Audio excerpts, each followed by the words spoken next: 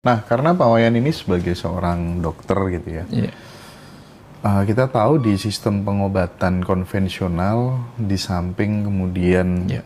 tidak murah, juga ada risiko-risiko gitu kan. Nah, kita sekarang pengen geser ke tentang kekuatan pikiran dan keyakinan gitu.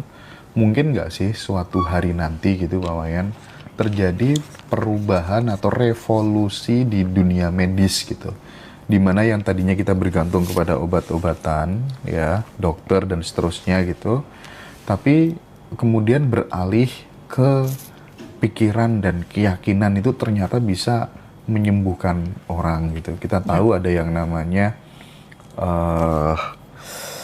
apa sih kalau kita bilang dengan menggunakan sugesti aja gitu kan, ternyata bisa sembuh gitu kan ya. Itu tuh bagaimana Pak Wayan? Kalau kita bicara tentang obat, kan ada obat dari dalam dan ada obat dari luar. Selama ini kan kita banyak memakai obat yang diciptakan oleh kecerdasan di luar diri kita untuk menghasilkan obat-obat kimia. Tapi kan ada di dalam diri kita kecerdasan yang bisa juga memproduksi obat. Contoh nih misalnya, begitu kita ketakutan, kita butuh pemicu jantung. Ya, kita butuh lari kan kita butuh pemicu jantung. Oke. Bisa kita dapatkan dari luar berupa kopi, misalnya kopi, atau ephedrine misalnya, atau adrenalin misalnya.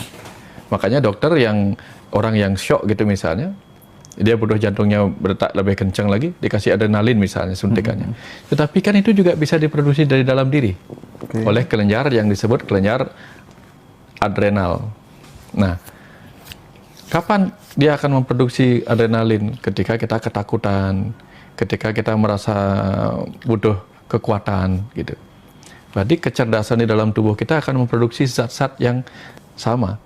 Kalau zat-zat itu tidak bisa didapatkan di dalam, dia akan diproduksi di luar untuk dimasukkan ke dalam. Contoh insulin misalnya. Normalnya kan kita punya insulin untuk mengubah gula darah menjadi gula otot. Tapi kalau insulin di dalam gagal, dikasih insulin dari luar. Jadi kalau insulin di dalam sudah beres, insulin dari luar nggak perlu. Nah, hal yang sama terjadi dengan obat-obatan. Suatu ketika kalau semua orang sudah bisa mengembangkan kembali kecerdasan dalam dirinya sebagai alkemis, si ahli kimia, untuk menciptakan obat-obat dalam dirinya, dia sudah nggak butuh lagi. Contoh nih, saya baru menggunakannya satu aja. Ya, nggak tahu sekian abad ke depan mungkin